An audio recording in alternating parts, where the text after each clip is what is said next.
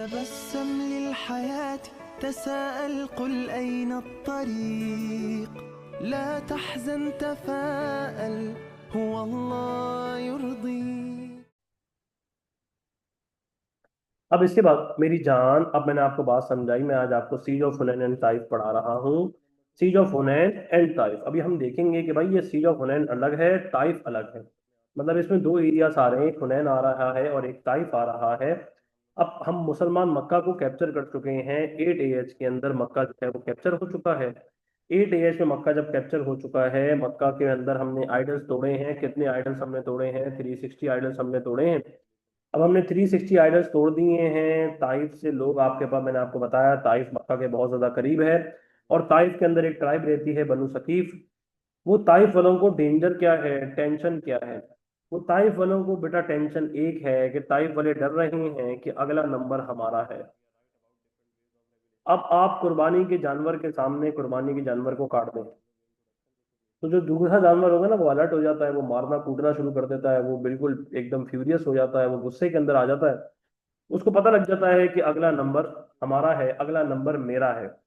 एक तो ताइफ को ये डर लग रहा है कि अगला नंबर मेरा है। दूसरा, मुसलमानों ने उनके आइडल्स को तोड़ा है, उनके आइडल्स को तोड़ा है, उनके बुतों को तोड़ा है। और जिन आइडल्स की वो वर्शिप करते हैं उन आइडल्स को क्या किया? उन आइडल्स को तोड़ दिया। अब जब उनके आइडल्स को तोड़ दिया है तो भाई बनु सकीफ वालों को बहुत ज्यादा गुस्सा आ गया है। बनु सकीफ वाले बहुत ज्यादा फ्यूरियस हो गए हैं। अब जब ये बनु सकीफ वाले बहुत ज्यादा फ्यूरियस हो गए हैं, इन्होंने एक ट्राइब के साथ मिल गए। फ्यूरियस होने के बाद ये एक ट्राइब के साथ मिल गए। उस ट्राइब का नाम है बनु हवाजिन। क्या नाम है मेरे बच्चे? बनु हवाजिन। ये बनु हवाजिन और बनु सकीफ मुसलमान अभी भी मक्कातुल मुकर्रमा में ही हैं। लोग कहते हैं कि वो मदीनातुल मुनव्वरा से गए। भाई मदीनातुल मुनव्वरा से नहीं गए, मक्कातुल मुकर्रमा में ही है। नबी सल्लल्लाहु अलैहि वसल्लम, रसूलुल्लाह सल्लल्लाहु अलैहि वसल्लम। और वहां पे ताइफ के अंदर आर्मी रेजअप हो रही है। वो बनु हवाजिन बनु सकीफ आपस में मिलके कितने हजार की आर्मी रेजअप कर रहे हैं? 20,000 की। ये 20,000 की आर्मी रेजअप कर रहे हैं। और इनका लीडर कौन है? इनका लीडर है मालिक बिन औफ। कौन लीडर है मेरे बच्चे? मालिक बिन औफ। ये मालिक बिन औफ ने एक स्ट्रेटेजी निकाली है। इसने स्ट्रेटेजी क्या निकाली है कि इन्हें इसने बोला है, इस स्ट्रेटेजी में आप अपनी फैमिलीज को अपने साथ ले लो। आप फैमिलीज को अपने साथ लेने के बजाय, फैमिलीज के साथ देने के अलावा आप अपनी वेल्थ भी ले लो। क्या ले लो मेरे बच्चे? वेल्थ। आप अपनी फैमिलीज भी साथ ले लो, आप अपनी वेल्थ भी साथ ले लो। हम जब जाएंगे, हम अपनी फैमिलीज भी हम अपने साथ लेके जाएंगे, हम अपनी वेल्थ भी अपने साथ लेके जाएंगे। जितनी हमारी वेल्थ होगी हम साथ लेके चले जाएंगे। जितनी हमारी अब जो हमारी फैमिलीज है हम उसको भी साथ लेके चले जाएंगे, हम अपनी वेल्थ को भी साथ लेके चले जाएंगे। ताकि हम बैटल फील्ड को छोड़ के ना जा सकें, ताकि हम फैमिलीज और ये वेल्थ आपके पास जो है, ताकि हम बैटल फील्ड से भागे नहीं। हम कहाँ से ना भागे? बैटल फील्ड से। ताकि हम बैटलफील्ड से रन ना करें। हम बैटलफील्ड से क्या ना करें? रन। अब जब हम बैटलफील्ड से रन ना करें मेरे बच्चे, अब हम जब बैटलफील्ड से रन ना करें, हमारे अंदर डर ये ना हो कि हम जो है वो बैटलफील्ड को छोड़ के भाग जाएं और हम बैटलफील्ड को छोड़ के यहाँ से कल्टी शाह का नारा लगाएं। तो अब इस बात के डर की वजह से अब हमने 20,000 की आर्मी को, मतलब बनु हवाजिन बनु शकीब वालों ने रेजअप कर ली। और ये बनु हवाजिन के जो लोग हैं ये आर्चरी में बहुत जबरदस्त हैं। आर्चरी किसको बोलते हैं? तीर मारने को।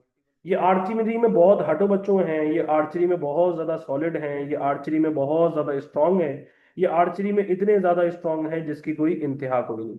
अब जब ये आर्चरी में बहुत ज्यादा स्ट्रांग है, 20,000 का लश्कर, नबी सल्लल्लाहु अलैहि वसल्लम को पता चला कि भाई 20,000 का लश्कर वहां तैयार हो गया है, तो मेरे आका नबी सल्लल्लाहु अलैहि वसल्लम ने 12,000 का लश्कर तैयार किया। 10,000 तो वही थे जो मुसलमान आए हुए थे, और 2,000 जो हैं जो मक्का से ऐड ऑन हो गए, ये अर्ली कन्वर्टर्स हो गए। कौन हो गए मेरे बच्चे? Early converters. अब जब ये 2,000 अर्ली कन्वर्टर्स हो गए मेरे बच्चे, ये 2,000 अर्ली कन्वर्टर्स हो गए हैं, 10,000 की हमारी आर्मी, मतलब हम 12,000 की आर्मी लेके जा रहे हैं, जिसमें 10,000 जो है, 10,000 जो है वो मक्का के हैं, 10,000 जो है वो मेरे बच्चे हमारे मुसलमान हैं, और 2,000 जो है वो अर्ली कन्वर्टर्स में से हैं। 20,000 की आर्मी जो है वो किसके मुकाबले लड़ रही है? किसके मद्दे मुकाबले हो रही है? 12,000 की आर्मी के। अब ये 12,000 की आर्मी को मेरे नबी सल्लल्लाहु अलैहि वसल्लम लेड कर रहे हैं। और मेरे आका नबी सल्लल्लाहु अलैहि वसल्लम, आका नबी सल्लल्लाहु अलैहि वसल्लम इस 12,000 की आर्मी को लेके कहाँ जा रहे हैं? Valley of Hunain. ये मुसलमानों का सबसे बड़ा नंबर था, इतनी क्वांटिटी के अंदर मुसलमान कभी कहीं नहीं गए।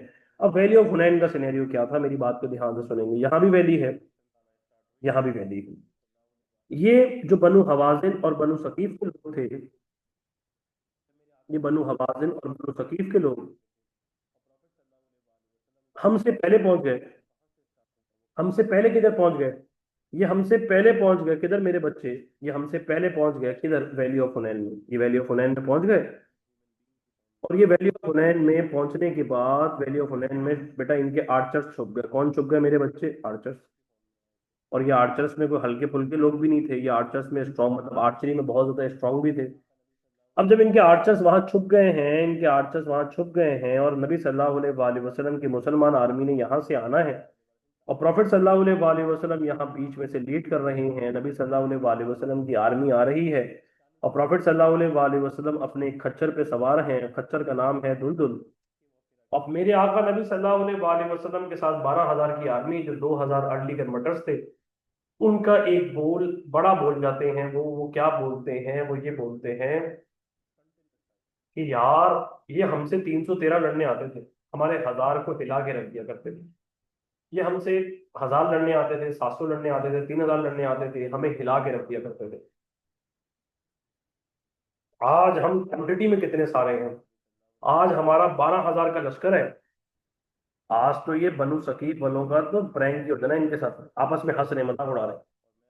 आपस में हंस रहे, मजाक उड़ा रहे हैं कि ये बनु सकीफ वालों के साथ तो प्रैंक हो जाना है। अल्लाह को बड़ा बोल नहीं पसंद। एक बड़ा बोल इंसान को अर्श से फर्श पे लेकर आ सकता है।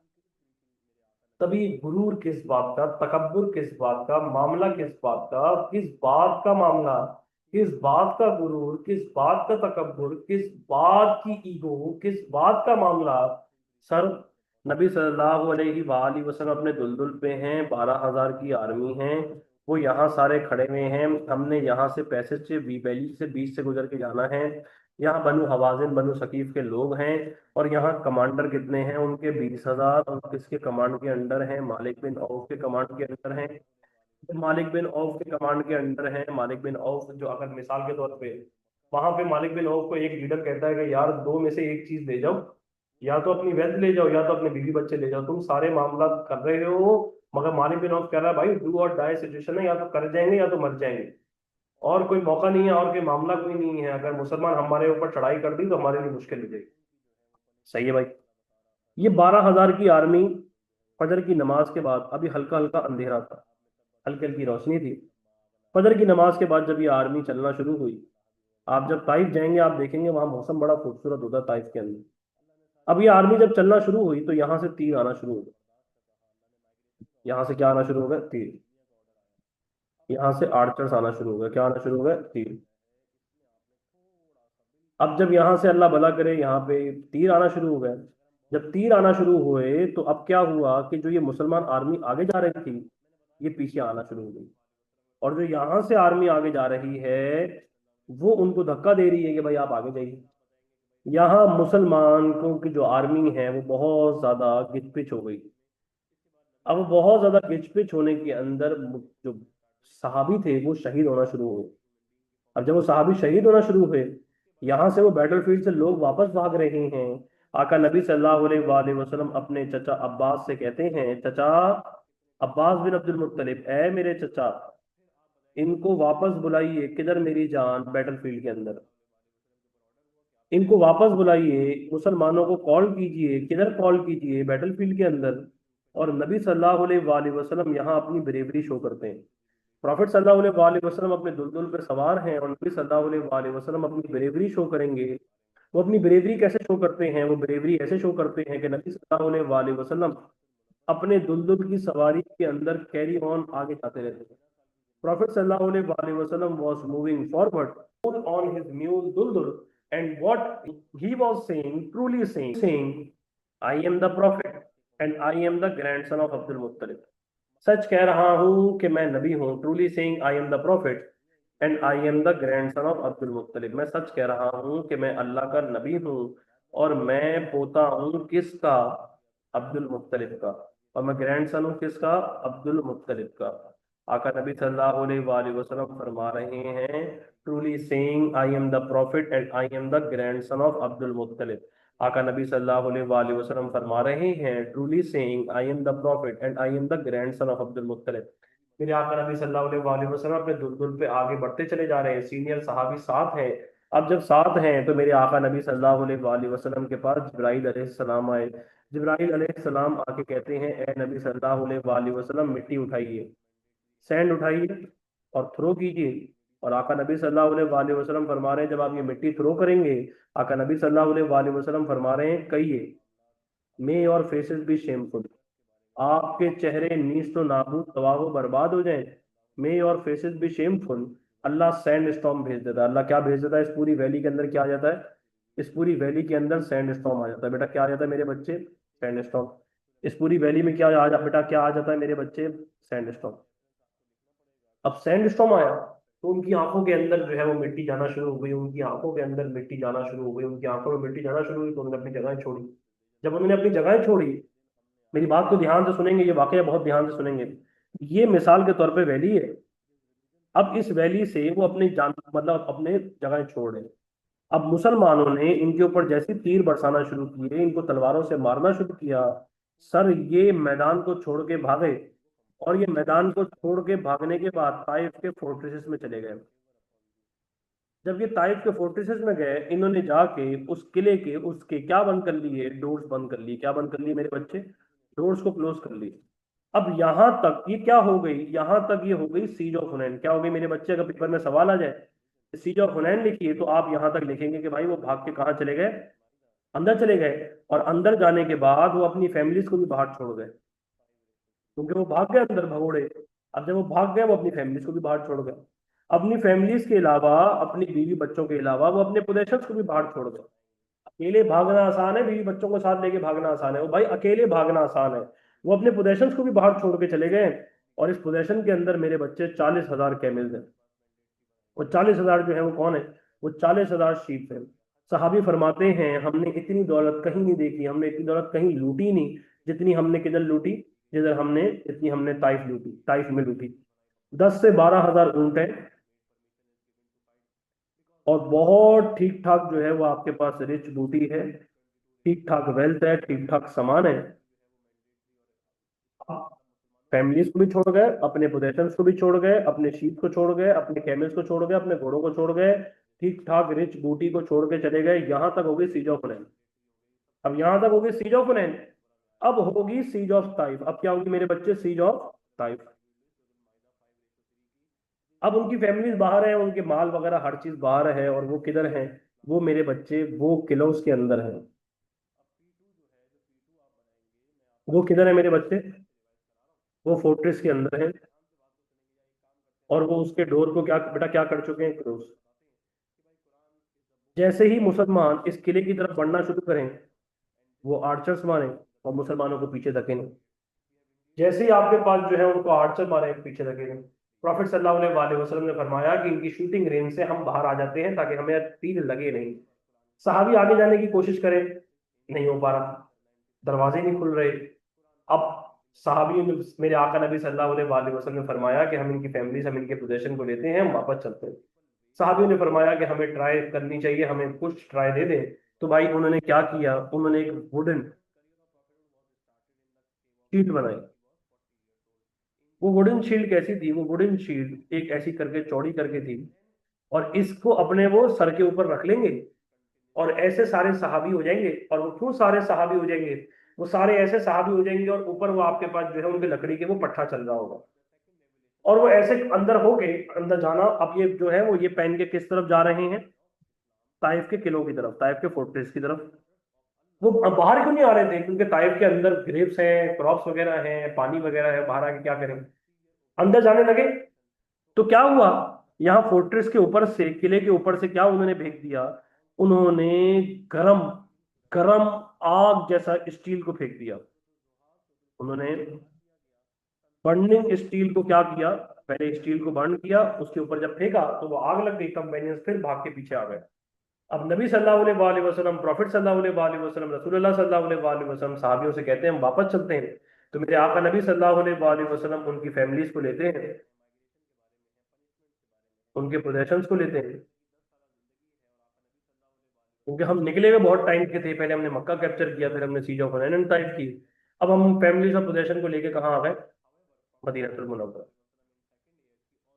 आका नबी सल्लल्लाहु अलैहि वसल्लम ने इसमें जो वेल्थ डिस्ट्रीब्यूशन की, इसमें वेल्थ ज्यादा मक्कातुल मुकर्रमा वालों को दी, कि वो अर्ली कन्वर्टर्स थे, और मेरे आका नबी सल्लल्लाहु अलैहि वसल्लम ने कम वेल्थ मदीनतुल मुनव्वरा वालों को दी।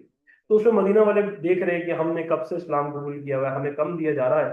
तो मेरे आका नबी सल्लल्लाहु अलैहि वसल्लम फरमाते हैं कि माल इनका है और मैं आपका हूँ। मैं आपको ऐसी चीज दे के जाऊंगा कि मदीना की इकोनॉमी ता हयात चलेगी, ता कयामत चलेगी। कि मेरे आप मेरा रोजा किधर बनाया जाएगा? मदीनतुल मुनव्वरा में। ये आका के रोजे की बरकत से ही है कि मदीनतुल मुनव्वरा, आप यकीन नहीं करेंगे। मैंने अपना ट्रेवल एजेंसी का भी काम खोला है, और उस मदीनतुल, आप यकीन करेंगे, मक्का का होटल 100 रियाल, 150 रियाल, 200 रियाल, 300 रियाल में मिल जाता है। मगर मदीना का होटल आपको स्टार्टिंग में, आपको सारे होटल के अंदर भी रहेंगे तो 300 रियाल है। वहाँ होटल इतना एक्सपेंसिव है जिसकी कोई इंतहा कोई नहीं। एक्सपेंसिव क्यों होगा जब डिमांड होगी? तो इसका ये मतलब है कि लोग वहाँ पे बहुत ज्यादा क्वांटिटी के अंदर हैं। लोग मदीनतुल मुनव्वरा में जाके रहते हैं, पैसा खर्च करते हैं, माल खर्च करते हैं। तो भाई जो वहाँ के लोग हैं वो अमीर होंगे गरीब होंगे? वो तो अमीर होंगे ना खुद ब खुद। अब मेरे घर, मेरे कोचिंग में कोई आया अभी तक, मिसाल के तौर फॉर एग्जाम्पल, नॉर्थ नाजाबाद की आवाम पढ़ने आती है सक्सेस में। अब मिसाल के तौर पर फॉर एग्जाम्पल, अगर डिफेंस या अभी डीएचए में मैं एक स्कूल में पढ़ाता हूँ, वहाँ के बच्चे मुझसे बड़ी मोहब्बत करते हैं, बड़ा इश्क करते हैं। तो अगर मिसाल के तौर पर फॉर एग्जाम्पल वहां से कोई सुरंग बना दी जाए ऐसी, जिसमें 10 मिनट के अंदर आप डिफेंस से नॉर्थ नाजाबाद पहुंच जाओ, तो आप यकीन करेंगे वो पूरा स्कूल मेरे पास यहाँ सक्सेस पे बैठा होगा। तो बात सारी क्या है कि भाई आज मदीनातुल मुनव्वरा को ऐसी चीज दी गई कि नबी सल्लल्लाहु अलैहि वसल्लम जैसी पूरी दुनिया में सबसे ज्यादा खूबसूरत हस्ती, वो मेरे आका नबी सल्लल्लाहु अलैहि वसल्लम है। वो उनसे कह रहे हैं कि मैं आपका हूँ और ये माल इनका है। वो क्या, वो खुश हो जाते हैं, वो मुस्कुरा उठते हैं मदीना वाले, क्योंकि मदीने वालों को डर लग रहा था कि शायद नबी सल्लल्लाहु अलैहि वसल्लम यहाँ रह ना जाए और वो यहाँ से मक्का ना चले जाए। तो मेरे आका नबी सल्लल्लाहु अलैहि वसल्लम ने एक वादा किया था सेकंड बैच ऑफ अकाबा में, कि मैं कभी मदीनातुल मुनव्वरा छोड़ के नहीं आऊंगा, मदीना ही मेरा अब शहर है। तो मेरे आका नबी सल्लल्लाहु अलैहि वसल्लम जब मदीना उनकी फैमिलीज को लेकर आते हैं, उनके पोजेशंस को लेकर आते हैं, तो वो डिवाइड कर देते हैं, और इनकी फैमिलीज को, इनके बच्चों को, इनकी औरतों को स्लेव बना दिया जाता है, और इनकी औरतों और बच्चों को स्लेव बना दिया जाता है। अब ताइफ वाले दिन गुजरे, दरवाजे दरवाजे खुल गए, देखा कि मुसलमान वापस चले गए। अब ताइफ वो शहर बन गया था जो मेन, मतलब ओनली मैन ही मैन था, औरतें थी नहीं। पूरे शहर में सिर्फ जो है वो अल्लाह भला करे लड़के ही लड़के घूम रहे हैं, ऐसा लग रहा है सिटी स्कूल है। ताइफ वाला आपके पास जो है वो सिर्फ लड़के ही लड़के, लड़के ही लड़के, लड़के ही लड़के, औरत कहीं है ही नहीं, औरत जाति कोई नहीं है। अब ताइफ में पूरे ताइफ में ओनली मैन रह गए हैं, उनके बीवी बच्चे तो मुसलमान ले गए। अब जब ओनली मैन रह गए हैं और सारे मालिक बिन औफ को कह रहे हैं, यार तुमने हमारे साथ ये क्या कर दिया यार, तुम्हारे साथ मामला, हम तुम्हारे कहने पे अपने बीवी बच्चों को लेके चले गए, अब सिर्फ ओनली मैन रह गए पूरे ताइफ के अंदर, यार ये कोई बात अच्छी तो नहीं, हम तो तुम्हारे कहने पे लेके गए। अब ताइफ में जब ओनली मैन रह गए हैं, सिर्फ मर्द हजरात रह गए हैं, नो लेडीज नो बच्चे, तो ये ताइफ वालों को अपने जब बीवी बच्चे याद आते हैं, बनु हवाजिन बनु सकीफ के लोगों को, तो ये आपके पास मेरे आका नबी सल्लल्लाहु अलैहि वसल्लम की बारगाह में पेश होते हैं। कहते हैं नबी सल्लल्लाहु अलैहि वसल्लम, आप हमारी फैमिलीज को भी लेकर आ गए थे और आप हमारे पोजेशन को भी लेकर आ गए, तो आप प्लीज हमारे इनको वापस कर दीजिए, इनको रिटर्न कर दीजिए। मेरे आका नबी सल्लल्लाहु अलैहि वसल्लम इनसे कहते हैं कि आप प्लीज किसी एक को चूज कर लीजिए, आप प्लीज किसी एक को चूज कर लीजिए, मैं, आप एक मांगेंगे मैं दे दूंगा, आप होते तो क्या चूज करते? बच्चा क्लास में कहता पोजीशन, अल्लाह अकबर। सर आप माल जिधर मर्जी से बना लेंगे, आपकी फैमिली आपको वापस नहीं मिल सकती, आपके बीवी बच्चे, आपके माँ बाप, आप माल बाद दोबारा बना लेंगे, माल टूट जाए, माल गिर जाए, माल कम हो जाए, खत्म हो जाए, खैर हो गई, इट्स ओके, आप अपना घर नहीं दोबारा बसा सकते, क्योंकि आप सेंटिमेंटल हो जाएंगे। अकेले कोई जिंदगी नहीं है, अल्लाह ने ये रिश्ते रखे इसलिए ताकि आप यहाँ जिंदगी गुजार सकें, वरना मर जाते आप। अब ये फैमिलीज, आका नबी सल्लल्लाहु अलैहि वसल्लम अपने सारे सहाबियों से कहते हैं कि भाई जिन जिन के पास जो जो स्लेव हैं जो हम ताइफ से लेकर आए थे, आप प्लीज उनको वापस कर दें। नबी सल्लल्लाहु अलैहि वसल्लम का ये जेस्चर ताइफ वालों को इतना अच्छा लगता है कि वो सारे कलमा पड़ जाते हैं। वो सारे कलमा पड़ गए, वो सारे कलमा पड़ गए। तो मेरे आका नबी सल्लल्लाहु अलैहि वसल्लम ने एक दुआ मांगी थी ताइफ के मौके के ऊपर, जब पूरे खूनो खून हुए हुए थे, पत्थरों से बरसे हुए थे और हालत खराब हुई हुई थी। तो मेरे आका नबी सल्लल्लाहु अलैहि वसल्लम ने फरमाया था कि इनके आगे आने वाली नस्ल कलमा पड़ जाएगी। आज वो दिन आ गया है कि वो नबी के जेस्चर को देख के वो क्या कर गए हैं, वो इस्लाम को कबूल कर गए हैं। हालांकि इस्लाम मतलब वो जगह थी वो जगह थी ताइफ, जहां नबी सल्लल्लाहु अलैहि वसल्लम से पूछा गया कि ऐ नबी सल्लल्लाहु अलैहि वसल्लम, आपको सबसे ज्यादा तकलीफ किधर हुई? तो मेरे आका ने फरमाया था ताइफ में। आका नबी सल्लल्लाहु अलैहि वसल्लम को ताइफ में पत्थर बरसाए गए, पत्थर मारे गए, और आप सोचें आपके बाप को किसी ने पत्थर मारे हो, आपकी माँ को किसी ने पत्थर मारे हो, और वो शख्स आपके घर आया हो कि प्लीज मेरा माल मुझे वापस कर दें, आप उसके चमाटे मार मार मार मार मार मार मुंह लाल देंगे। मगर वो मेरे आका नबी सल्लल्लाहु अलैहि वसल्लम है, वो दुनिया की सबसे खूबसूरत हस्ती है, वो दुनिया की सबसे अजीम तरीन हस्ती है। उनका दिल, उनका मामला, वो किसी के मद्दे मुकाबिल नहीं है, किसी का मुकाबला हो नहीं सकता। हमारे माँ बाप, हमारी हर दुनिया की शय उन पे कुर्बान। वो हमारे इश्क हैं, हमारे लगते जिगर हैं, हमारे दिल की धड़कन है, हमारी सांसें हैं, मेरे आका नबी सल्लल्लाहु अलैहि वसल्लम है। अब वो ताइफ के लोग इस्लाम कबूल कर गए हैं, नबी की दुआ कितने सालों बाद कबूल हो रही है, 8 साल लग गए नबी सल्लल्लाहु अलैहि वसल्लम की दुआ को कबूल होने में। ये 8 साल हो रहे हैं, हम अल्लाह से दुआ मांगते हैं, हम कहते हैं कि भाई हमारी दुआ फटाफट कबूल हो जाए, और हमारी दुआ में देर ना लगे, हमारी दुआ फटाफट कबूल हो जाए। जिस नबी की दुआ को 8 साल लग रहे हैं। दुआएं जो हैं वो अल्लाह भला करे, 3 तरीके की होती हैं, 3 टाइप की दुआएं होती हैं। मैं वैसे यहाँ तक टॉपिक एंड हो गया है, यहाँ तक टॉपिक एंड हो गया है, मगर मैं ये बात आपको वैसे ही समझा रहा हूँ, एक सबक दे रहा हूँ कि 3 तरीके की दुआएं होती हैं। एक तो होती है इमीडिएट। इमीडिएट दुआ क्या होती है? इमीडिएट दुआ होती है कि आपने नबी सल्लल्लाहु आपने अल्लाह से मांगा, अल्लाह ने अर्श पे सुना, और अल्लाह ने ठक से वो आपको चीज दे दी। आपने कहा कि या अल्लाह प्लीज प्लीज प्लीज प्लीज, या अल्लाह मुझे आईफोन 17 प्रो मैक्स दिला दे। अल्लाह ने क्या किया? अल्लाह ने आपके अकाउंट में पैसे डाले, कहीं ना कहीं से आपके पास पेमेंट आ गई, या मिसाल के तौर पे फॉर एग्जाम्पल आपने कोई चीज ली हुई थी, वो चीज महंगी हो गई, ऑटोमेटिकली कल आप उठे, वो टक से दुआ कबूल हो गई, आप मार्केट गए, आप जाके फोन लेकर आ गए। या आपका कुछ खाने का दिल चाह रहा था, आपने दुआ मांगी, या अल्लाह मुझे बिरयानी खिला दे, अल्लाह ने बिरयानी किसी के थ्रू बराबर में पकी हुई थी, अल्लाह ने भी, ये होती है इमीडिएट दुआ। या अल्लाह एक काम कर, अल्लाह या अल्लाह या अल्लाह मेरे कमरे में एसी नहीं है, एसी लगा दे, कल एक बंदा आया हुआ आपके घर पे एसी डिलीवर करके चला गया। ये इमीडिएट दुआओं को मैंने कबूल होते हुए देखा है। एक वक्त था, एक टाइम था कि जब मैं इतना सेट नहीं था, मैं 2019 में जब उम्रा करने पहली बार गया हूँ, अभी तो मैं वहां जाके रब ने मुझे इतना दिया, और मैं रब से मांगता भी था कि या अल्लाह मुझे इतना दे कि मैं यहाँ आके तेरे बंदों पे, तेरे मामलात पे खर्च करूंगा, मदीना में भी आके लोगों को दूं। क्योंकि मदीना में बांटने की ना अपनी खुशी है और अपना लेवल है, आप मदीना में करें और आप मदीना में कोई चीज को बांटे, दुनिया में इससे बड़ी कोई खुशी नहीं है। तो हम जे बड़े, कोई हालात सेट नहीं थे, मामला सेट नहीं थे। मुझे बड़े अच्छे तरीके से याद है कि मैं मक्कातुल मुकर्रमा में था, और मैं जो हूँ वो मक्कातुल मुकर्रमा में बिल्कुल ऐसा समझे, एक है क्लॉक टावर वो बड़ा है, एक है मक्का टावर, तो उसके साथ है केएफसी वाली बिल्डिंग है, मैं उसके ऊपर तरावी पढ़ रहा था। अब मैं तरावी पढ़ रहा था, उसमें तरावी पढ़ते हुए वैसे भी मैं अच्छा खासा मोटा टाइप का आदमी हूँ, भूख भी बहुत ज्यादा लग रही, भूख की शिद्दत भी बहुत ज्यादा हो रही। तो मुझे दिल में आया है कि यार मैं एक काम करता हूँ, जो हरम में जो वितर होते हैं ना, वो बिल्कुल अलग तरीके के वितर होते हैं। उसमें आप जो है वो ऐसे हाथ खोल के दुआ मांगते हैं, और वो पूरे दिन के मामला दुआ होती है। मैंने बोला वितर एक काम करता हूँ, हरम के अंदर पढ़ता हूँ, भूख भी लग रही है बहुत ज्यादा, भूख की शिद्दत भी हो रही है, अल्लाह से मांग रहा हूँ कि या अल्लाह कुछ खिला दे, अगर मंदी हो जाए तो बेटा हमारा हटो बच्चों मामला हो जाएगा। मैं एस्केलेटर से उतरा, एस्केलेटर से उतरने के बाद जो है वो मैं अंदर एंटर हुआ, मैं सेकंड फ्लोर के हरम के अंदर चला गया, नमाज का टाइम हुआ, नमाज मैंने परफॉर्म, मतलब मैंने वितर पर पढ़े, वितर पढ़ने के बाद जो है एक अरबी ने जो है वो ऐसे करके जो है वो एक बहुत बड़ा उसका जो है वो मंदी का वो लगा हुआ था, उसने हटाया, उसने बोला भाई आ जाए, भाई आप भी आ जाए, आप भी आ जाए, आप भी आ जाए। उसने 7 8 बंदों को इकट्ठा कर लिया, उसने बोला सबको भाई सब खाओ, सब खाओ पियो एंजॉय करो। मालिक क्या उस दिन खुशी थी, क्या लेवल था, सामने अल्लाह का घर है, यहाँ मंदी बन रही है, मंदी पक रही है, और क्या खुशी का लेवल था, वो खुशी मुझे आज तक भी महसूस होती है।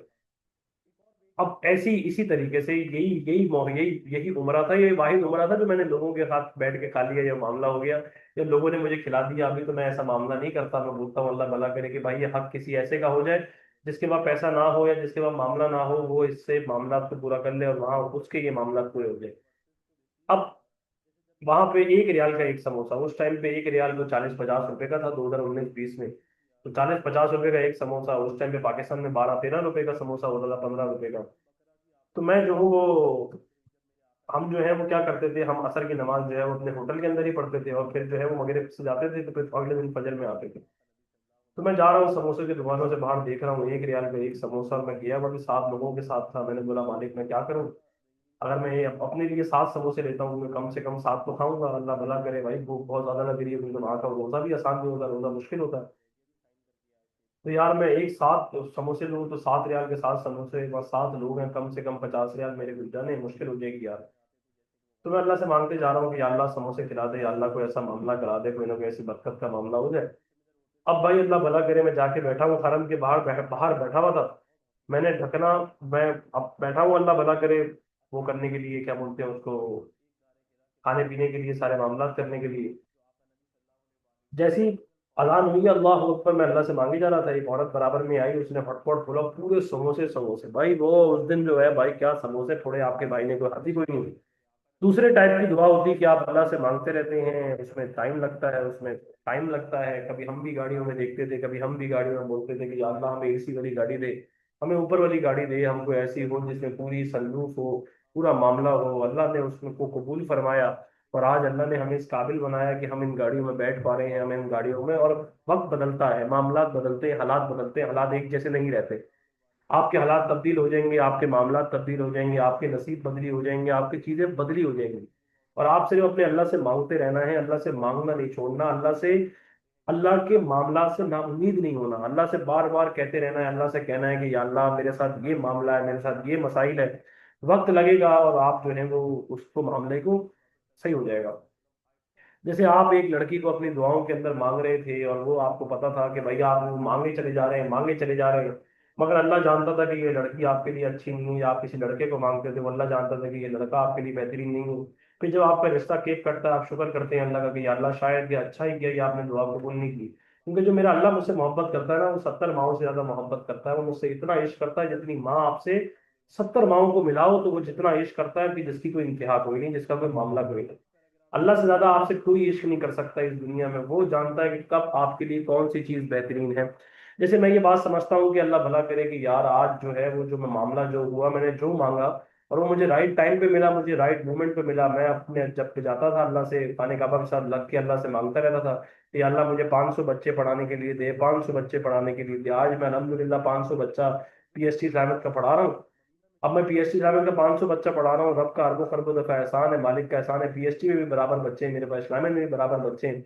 मैं ये समझता हूँ कि अगर मैं तैयारी किए बगैर उस टाइम पे, जिस टाइम मैं मांग रहा था उस टाइम पे कबूल हो जाती तो मुश्किल हो जाती, मैं पढ़ाता कैसे। मुझे लेक्चर याद नहीं होते थे, मामला याद याद नहीं होते थे, मुश्किल होती। अभी भी बहुत सारी बातें हैं, अभी बहुत सारी चीजें हैं, मैं तैयारी करके इस्लामिक की क्लास लेता हूँ, बड़ी मेहनत करता हूँ अपने इस्लामिक के लेक्चर के ऊपर। तो टाइम लगता है, वक्त लगता है, एक साथ फौरन कबूल नहीं होती। और एक दुआ जो यहाँ फौरन भी कबूल नहीं हुई, टाइम बाद भी कबूल नहीं हुई, वो कयामत के रोज मुसलमान की दुआ तो कबूल होगी।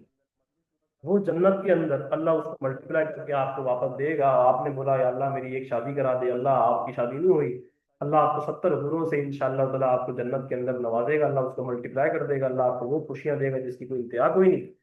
इमीडिएट टाइम और कयामत, जब नबी की दुआ कबूल हो रही है, हर उम्मती की दुआ, हर दुआ कबूल होती है, हर दुआ कबूल होती है, सिवाय हराम दुआओं की। हराम दुआएं कबूल नहीं होती। आप गंदी बातें कर रहे थे, आप बोल रहे थे या अल्लाह मुझे उससे डेट पे दिला दे, या अल्लाह मैं उसके साथ डेट पे चले जाऊं, या अल्लाह मेरी कोई डेट की सेटिंग करा देगी, दुआ कबूल नहीं होगी, ये दुआ आप मांग ही नहीं सकते। आप बोल रहे हैं या अल्लाह मुझे पॉट पिला दे, मुझे कहीं से सिगरेट पिला दे, मुझे कहीं से नशे करा दे, ये सब हराम काम है। इनकी दुआएं कबूल नहीं होती, ये कोई दुआएं नहीं होती। बात समझ में आगे नहीं आई? अब मैंने आपको पढ़ा दी है। मैं अब इंशाल्लाह ताला अब आपके पास एक बार आप इसको रिवाइज कर लें, इसको आप एक बार नोट से पढ़ लें, नोट से आप पढ़ लें। मैं आ रहा हूँ, फिर मैं आपको इसको पूछ रहा हूँ आपसे इंशाल्लाह ताला। आर्चरी वाली स्लाइड भाईजान के लिए, आर्चरी वाली स्लाइड ले लीजिए। मैं आ रहा हूँ, मैं फिर आपसे पूछ रहा हूँ, मैं ये रिकॉर्डिंग को रोक रहा हूँ।